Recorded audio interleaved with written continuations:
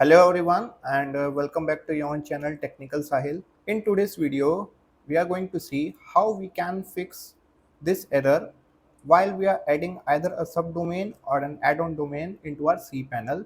This says this domain points to an IP address that does not use the DNS server associated with this server.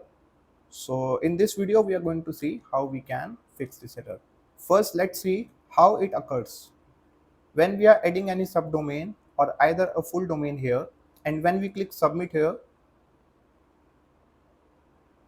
it says this domains points to an IP address that does not use the DNS servers associated with this error. To fix this error, we need to confirm two things.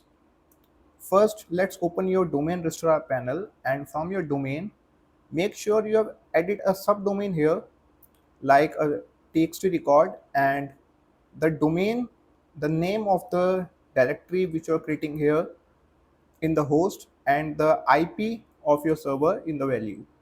So if it's still giving the same error, what we need to do is we need to log into a WHM, and from here we need to search tweak and click on this tweak settings. Here search remote and allow remote domains. By default it would be off. Click here to turn it on, and after that click here to save changes. It has been saved. Now if we refresh,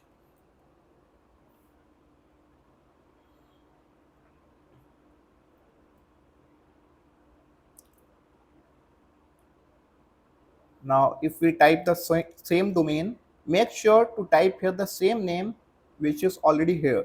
Means whatever domain or subdomain you wanted to add, make sure to add an entry here.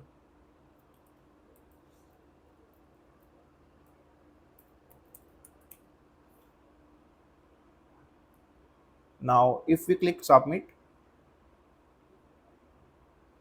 you can see it has been added. So that's how we can fix this error while we are adding either a domain or a subdomain. So that's all for this video, and thank you so much for watching it till the end.